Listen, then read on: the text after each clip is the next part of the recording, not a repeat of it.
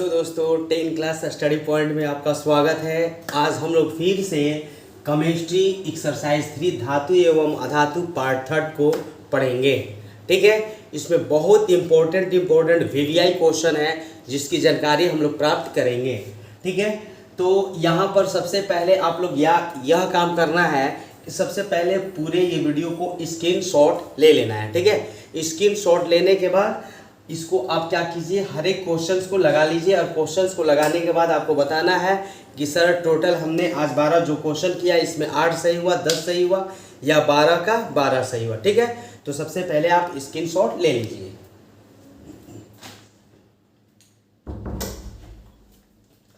ठीक है, तो वीडियो करते हैं अब शुरू। ठीक है, तो सबसे पहला क्वेश्चन जो है कि HNO3 किस प्रकार का अम्ल है। HNO3 किस प्रकार का अम्ल है। ठीक है, तो ये तो आप जानते हैं कि अम्ल की जो मानक एक क्षमता होती है वो दुर्बल है अम्ल होता है और प्रबल अम्ल होता है। तो इसमें बताना है HNO3 किस तरह का अम्ल है।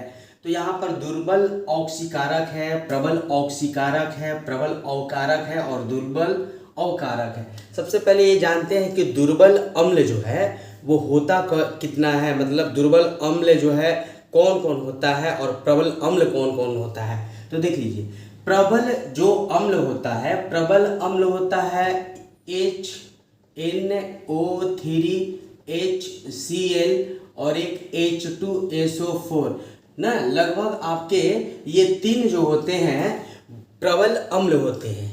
इनके अलावा जो भी होंगे वो दुर्बल अम्ल होंगे। तो यहाँ पर हमें देखना है कि HNO3 किस प्रकार का अम्ल है। तो वो जो हो जाएगा HNO3 वो प्रबल अम्ल हो जाएगा, यानी कि प्रबल ऑक्सीकारक हो जाएगा। क्या हो जाएगा? प्रबल ऑक्सीकारक। ऑक्सीकारक का मतलब बताए थे हम कि जिसमें ऑक्सीजन को लेने की क्षमता होती है वो ऑक्सीकारक होता है। एक क्वेश्चन आता है कि सबसे ज्यादा प्रबल ऑक्सीकारक तत्व कौन सा है। सबसे ज्यादा प्रबल ऑक्सीकारक तत्व कौन सा है। तो सबसे ज्यादा प्रबल ऑक्सीकारक तत्व जो है वो फ्लोरीन है। कौन सा है? फ्लोरीन। कौन सा है सबसे ज्यादा प्रबल ऑक्सीकारक तत्व? तो आपको याद कर लेना होगा फ्लोरीन। फ्लोरीन को F से सूचित करते हैं और इसकी परमाणु संख्या 9 होती है। तो बताइए, अगर क्वेश्चन आपके सामने आ जाएगा कि सबसे ज्यादा प्रबल ऑक्सीकारक तत्व कौन सा है, तो आप क्या बताइएगा? फ्लोरीन बताइएगा। और फ्लोरीन का संकेत क्या है? F है। फ्लोरीन की जो परमाणु संख्या होती है क्या होती है? 9 होती है। तो हम लोग इस क्वेश्चन में सीखे कि HNO3 किस प्रकार का अम्ल है। तो वो प्रबल अम्ल है, अर्थात यहाँ पर ऑप्शंस में है प्रबल ऑक्सीकारक। ऑक्सीकारक का मतलब बता दिए कि ऑक्सीजन को ग्रहण करने वाला ऑक्सीकारक कहलाता है या उपचयन भी कहलाता है। क्या कहलाता है? उपचयन। तो यहाँ पर बताएं कि प्रबल जो अम्ल होता है वो लगभग 3 होते हैं। कौन कौन 3 होते हैं? तो HNO3 HCl H2SO4। ठीक है, इसके अलावा जो भी अम्ल होते हैं वो लगभग दुर्बल होते हैं। तो H2SO4 का यूज कहाँ होता है बाबू? H2SO4 का यूज कहाँ होता है? बैटरी में होता है। कहाँ होता है? बैटरी के जो पानी डाला जाता है, जो एसिड डाला जाता है बैटरी में, वहाँ पर H2SO4 का यूज किया जाता है। और HCl तो आप जान ही रहे हैं। ठीक है, हाइड्रोक्लोरिक अम्ल। ठीक है, अमाशय पेट में उसकी यूज किया जाता है पाचन शक्ति को सही करने के लिए। देखिए, अगला क्वेश्चन है, कॉपर को वायु में जलाने पर कौन सा यौगिक बनता है। कॉपर को वायु में जलाने पर कौन सा यौगिक बनता है। क्वेश्चंस में ही आंसर छिपा है। कॉपर को क्या करेंगे? वायु में जलाएंगे, यानी कि कॉपर को वायु में जलाने का मतलब है कि कॉपर को ऑक्सीजन के साथ जलाया जाए।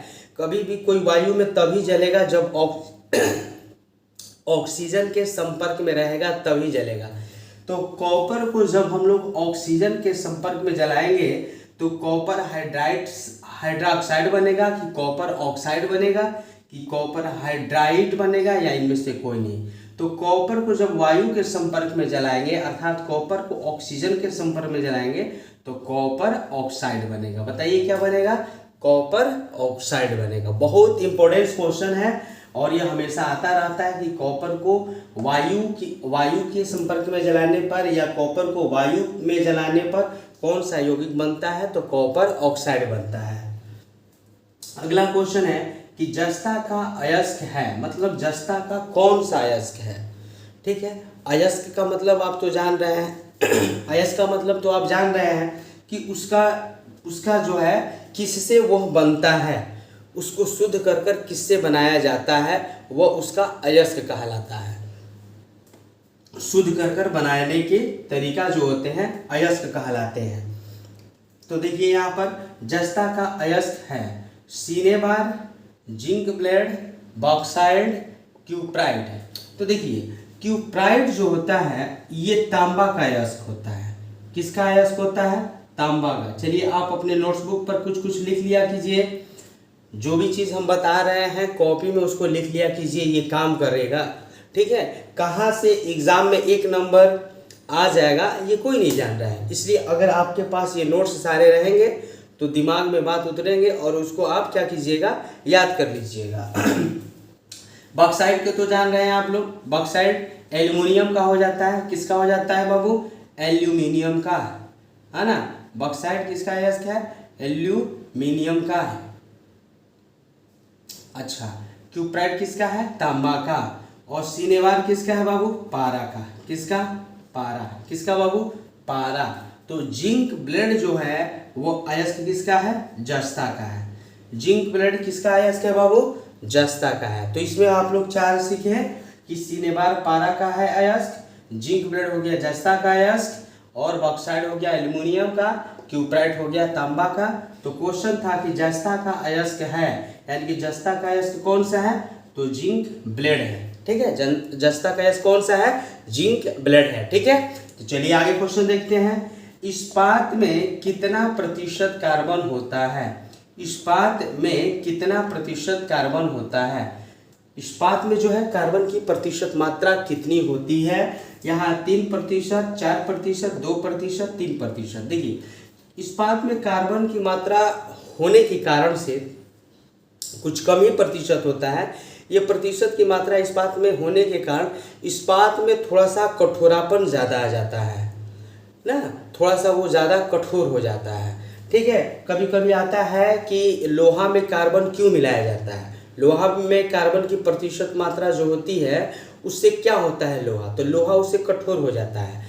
तो वही बात है यहाँ पर, इस्पात में जो है थोड़ा सा प्रतिशत मात्रा होने के कारण इस्पात जो होता है हल्का कठोर हो जाता है। तो इसमें कितना प्रतिशत कार्बन होता है? तो कार्बन 2% होता है। चौथा का ऑप्शन क्या हो जाएगा? सी हो जाएगा। इस्पात में कार्बन की प्रतिशत मात्रा कितनी होती है? तो 2% होती है। ठीक है, आ जाएगा कि ये 2% होने के कारण इस्पात में क्या हो जाता है? तो थोड़ा सा कठोरापन बढ़ जाता है, वो थोड़ा सा हार्ड हो जाता है। ठीक है, आगे देखते हैं। सिल्वर और गोल्ड। सिल्वर मतलब क्या होता है? चांदी, और गोल्ड मतलब क्या होता है? सोना। चांदी और सोना का परिसंकरण किस द्वारा किया जाता है? परिसंकरण मतलब सोना और चांदी का जो शुद्धिकरण, मतलब सोना और चांदी बनाने का जो तौर तरीका है, सोना और चांदी निकालने का जो विधि है वो कौन सी विधि है?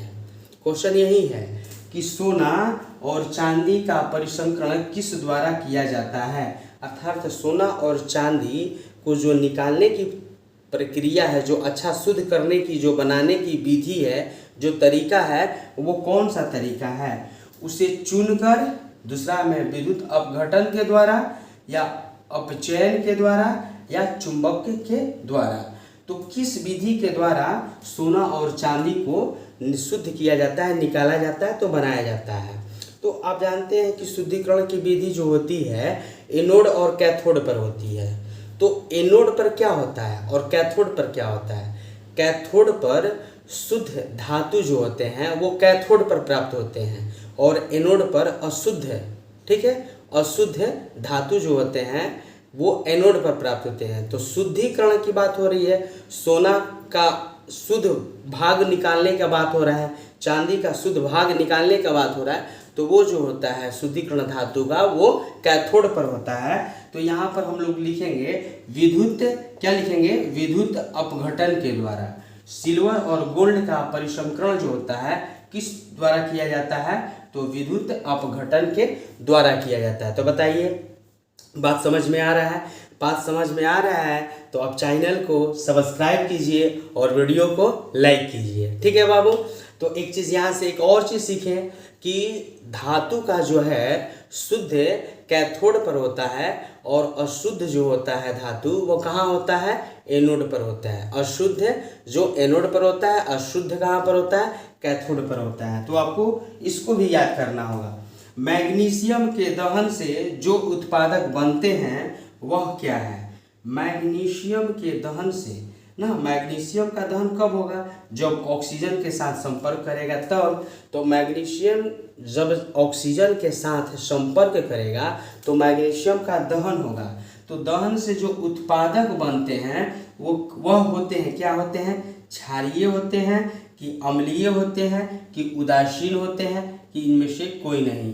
तो आपको इसको बताना होगा। मैग्नीशियम के दहन, ये चीज़ हमने बताया था, आप हमारे नेक्स्ट वीडियो में देखिएगा तो ये चीज़ हमने बताए थे, इसलिए आपको ये चीज़ हम छोड़ रहे हैं कमेंट बॉक्स में करने के लिए कि इसका आंसर क्या होगा। मैग्नीशियम के दहन से जो उत्पादक बनते हैं वह हैं क्षारीय हैं कि अम्लीय है कि उदासीन है कि इनमें से कोई नहीं। जल्द ही कमेंट बॉक्स में कमेंट कर कर आपको बताना होगा कि इसका आंसर होगा क्या, ठीक है। आप लोग तैयार हैं कमेंट करने के लिए, आप लोग रेडी हैं, तो रेडी हैं, तैयार हैं तो कमेंट बॉक्स में कमेंट कर कर इसका आंसर बताना होगा कि मैग्नीशियम के दहन से जो उत्पादक बनते हैं वो अम्लीय होते हैं या क्षारीय होते हैं कि अम्लीय होते हैं कि उदासीन होते हैं या इनमें से कोई नहीं होते हैं, ठीक है बाबू। चलिए तो अगला क्वेश्चन देखते हैं कि सोडियम तथा पोटेशियम धातु तेजी से अभिक्रिया करता है। सोडियम तथा पोटेशियम धातु तेजी से अभिक्रिया करता है। सोडियम और पोटेशियम आप तो जानते हैं कि ऑक्सीजन के संपर्क में आने पर विस्फोट होने लगता है ना, वो ऑक्सीजन के संपर्क में आने पर जलने लगता है। तो बताइए आप कि सोडियम तथा पोटेशियम धातु तेजी से अभिक्रिया कहाँ करता है, ठीक है। तो यहाँ पर देख लिया जाए, गर्म जल में, यानी कि गर्म जल के साथ ना। क्वेश्चन तो आपको समझ में आ रहा है ना कि सोडियम तथा पोटेशियम धातु जो है ये तेजी से अभिक्रिया कहाँ करता है, तो गर्म जल के साथ, ठंडे जल के साथ, भाप के साथ कि सभी के साथ, किसके साथ होगा। तो देखा जाए यहाँ पर कि सोडियम तथा पोटेशियम जो है वो धातु, जो ये दोनों धातु है वो तेजी से जो अभिक्रिया करता है ठंडे जल के साथ करता है। ठंडा जल में जब सोडियम और पोटेशियम को डाला जाएगा तो वो अभिक्रिया करना शुरू कर देगा। इसीलिए सोडियम को कहाँ रखा जाता है, केरोसिन तेल में रखा जाता है, और केरोसिन तेल में यह स्वतंत्र रूप में अच्छा से दम रहता है, ना कोई अभिक्रिया करता है ना कुछ करता है। इसलिए सोडियम को कहाँ रखते हैं, केरोसिन तेल में रखते हैं, ठीक है। अब आगे देखा जाए तो सोडियम और पोटेशियम धातु को तेजी से अभिक्रिया कहाँ करता है, तो ठंडे जल के साथ करता है। अब है कि कौन सा धातु जल में डालने पर तैरने लगता है। कह रहे कि कौन सा धातु है जो जल में डलाएगा तो जल में डूबेगा नहीं, तैरने लगेगा। आप लोग तो जानते हैं कि धातु जो होता है लगभग भारी होता है, वजन होता है, धातु कठोर होता है, लेकिन यह ऐसा धातु है कि जल में डालने के बाद वो तैरना शुरू कर देता है, तैरने लगता है, डूबता नहीं है। तो वो धातु कौन सा है, तो देखिए बाबू, वह जो धातु है कैल्शियम है कि पोटेशियम है कि मैग्नीशियम है कि निकेल है। तो यहाँ पर जो हो जाएगा वो आपका हो जाएगा कैल्शियम हो जाएगा। क्या हो जाएगा बाबू, कैल्शियम हो जाएगा। कैल्शियम जो धातु है जल में डालने पर यह डूबता नहीं है, तैरने लगता है, ठीक है। तो अगर क्वेश्चन इस तरह का आता है, ये तो बहुत इंपॉर्टेंट क्वेश्चन है, अगर इस तरह का क्वेश्चन आता है कि कौन सा वैसा धातु है जो जल में डालने पर तैरने लगेगा, तो उसका आंसर क्या मारिएगा, तो कैल्शियम मारिएगा, ठीक है। तो अब देखा जाए अगला क्वेश्चन, क्लोरीन का परमाणु संख्या कितना है। क्लोरीन का परमाणु संख्या कितना है। देखिए 1 नंबर आपको यहाँ से ज़रूर आएगा, 100% आएगा कि किसी तत्व के परमाणु संख्या दे दिया जाएगा और वो आपको बताना है, जिसमें 2 और 3 दम मोस्ट वीवीआई होते हैं जो हमेशा आते ही रहते हैं 2-3, जैसे कि चांदी कहा जाता है, लोहा कहा जाता है, ये क्लोरीन है, क्लोरीन कहा जाता है, सोडियम कहा जाता है। तो ये सब चीज़ हम बता चुके हैं। ये सब चीज़ क्या है बाबू, हम बता चुके हैं। और सब ये परमाणु संख्या आप ज़रूर याद कर लीजिएगा, परमाणु संख्या आप ज़रूर याद कर लीजिएगा। जो हम जितना आपको सिलेबस में पढ़ा रहे हैं, बता रहे हैं, उससे ज़्यादा ऑब्जेक्टिव हमारे ख्याल से कुछ आने वाला नहीं है। जो हम एक क्वेश्चन बता रहे हैं और उस क्वेश्चन में कुछ एक्स्ट्रा भी बता देते हैं तो वो भी आपको समझना है। जैसे यहाँ पर हमने कुछ बताया, एक क्वेश्चन को बताया, तो यहाँ ये नहीं समझना है कि यहाँ पर सर जी एक ही क्वेश्चन बताया है। अब यहाँ पर जैसे हमने फ्लोरीन का जो परमाणु संख्या 9 बताया है, तो वो भी एक क्वेश्चन है आपका कि फ्लोरीन की परमाणु संख्या कितनी होती है। ठीक है, तो यहाँ पर क्लोरीन की परमाणु संख्या है बताना है कि 17 है कि 18 है कि 19 है कि 20 है। तो क्लोरीन की परमाणु संख्या बाबू बताइए, अगर आपको याद है तो कमेंट बॉक्स में लिख दीजिए। हमारे कहने से पहले आप कमेंट बॉक्स में लिख दीजिए, ताकि हम वीडियो के बाद अगर कमेंट देखें तो हमको मालूम चले कि नहीं आपने तो हमसे बताने से पहले ही कमेंट बॉक्स में आपने कुछ लिख दिया है। तो क्लोरीन की परमाणु संख्या जो होती है बाबू वह 17 होता है। क्लोरीन की परमाणु संख्या कितना होता है, 17 होता है। और फ्लोरीन का परमाणु संख्या कितना होता है बाबू, 9 होता है। तो आपको ये सब याद करना है। आता है कि चांदी की परमाणु संख्या कितनी होती है, चलिए बताइए चांदी की परमाणु संख्या कितनी होती है, लोहा की परमाणु संख्या कितनी होती है। ये 2 क्वेश्चन बहुत इंपॉर्टेंट है, आते रहते हैं। चांदी की परमाणु संख्या कितनी होती है, लोहा के परमाणु संख्या कितना होता है, ये क्वेश्चन आते रहता है। ठीक है, तो आपको बताना पड़ेगा चांदी की परमाणु संख्या कितनी होती है, तो 47 होती है।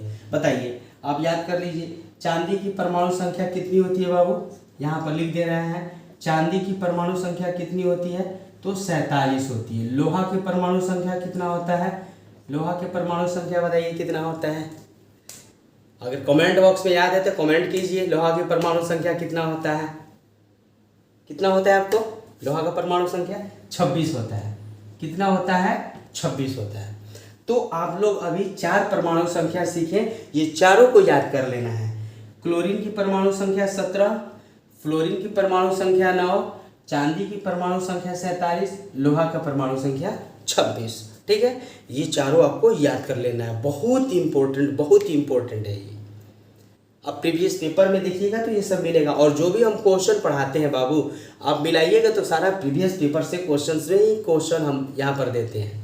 ठीक है, चलिए आगे देखा जाए। सक्रियता श्रेणी में सबसे क्रियाशील धातु कौन है, सक्रियता श्रेणी में सबसे क्रियाशील धातु कौन सा है। ठीक है, तो यहाँ पर लिखा हुआ है Au, लिखा है Na, लिखा है Hg, यहाँ पर लिखा है Cu। मतलब Au का क्या होता है, Na का क्या होता है, Hg का क्या होता है, Cu का क्या होता है। सारा संकेत आप याद किए हैं ना, संकेत बहुत ज़्यादा जरूरी होता है। आ जाएगा O किसका संकेत है, N किसका संकेत है, C किसका संकेत है, H किसका संकेत है। आप 10 क्लास के स्टूडेंट हैं, आपको ये सब सारा संकेत याद होना चाहिए। ठीक है, सारा संकेत याद आपको होना चाहिए। लगभग जो भी इम्पोर्टेंट संकेत है सब याद होना चाहिए। और वैसे भी हम अपने वीडियो में सारा संकेत को बताते चलते हैं, कोई चीज़ छोड़ते नहीं हैं। आप नियम के साथ सुबह में मेरी वीडियो जो है, सुबह में मेरी वीडियो आ जाती है 6 या 7 के बीच में, और शाम का वीडियो मेरा 4, साढ़े 4, 5 बजे तक आ जाता है। आप प्रत्येक दिन सुबह 6 बजे का वीडियो और शाम 4 या 5 बजे का वीडियो आप प्रत्येक दिन देखिए, बहुत ज़्यादा फायदा होगा। सुबह शाम जो हम वीडियो डालते हैं, अपलोड करते हैं, वो सारा वीडियो आप लोग देखिए, बहुत ज़्यादा फायदा होगा। ठीक है बाबू, तो यहाँ पर देख लिया जाए। Au का जो होता है, Au को क्या कहते हैं, Au को हम लोग सोना कहते हैं बाबू। क्या कहते हैं, सोना। ठीक है, Na को क्या कहते हैं, Na को बताइए क्या कहते हैं, इसको सोडियम कहते हैं। क्या कहते हैं, सोडियम। क्या कहते हैं बाबू, सोडियम। अच्छा, Hg को क्या कहते हैं, पारा। Hg को क्या कहते हैं, पारा। और Cu को क्या कहते हैं, कॉपर, तांबा। ठीक है। इसको क्या बोलते हैं, सक्रिय श्रेणी में सबसे क्रियाशील धातु कौन सा है, कौन सा है, तो सोडियम है। कौन सा है, तो सोडियम है। कौन सा है, तो सोडियम है। यहां पर देखा जाए, इनमें कौन अधातु चमकीला है, इनमें कौन अधातु चमकीला है, इनमें कौन अधातु जो है चमकीला है, तो कह रहा है अधातु। क्या कह रहा है, अधातु। इसमें क्या कह रहा है आपको, अधातु चमकीला है। तो इसमें जो चमकीला जो अधातु है बताना है कौन सा है, सल्फर, कार्बन, आयोडीन, ब्रोमीन। तो अधातु सल्फर भी है, अधातु कार्बन भी है, अधातु आयोडीन भी है और अधातु ब्रोमीन भी है। लेकिन बात है कि अधातु होते हुए चमकीला कौन सा है, तो चमकीला जो अधातु होता है वो बाबू आयोडीन होता है। ठीक है, चमकीला अधातु कौन सा होता है, आयोडीन होता है। तो इसमें चमकीला अधातु क्या हो जाएगा, आयोडीन हो जाता है। और चमकीला अधातु जो होता है, हीरा होता है, ग्रेफाइट होता है, आयोडीन हो गया। ठीक है, ये सब जो चीज़ है ये आपके चमकीले अधातु में आते हैं। चमकीले क्या होते हैं, अधातु में आते हैं। एक फ्लोरीन भी आ जाता है, फ्लोरीन भी जो है आपका चमकीला अधातु है। ठीक है, कोई दिक्कत नहीं है सर।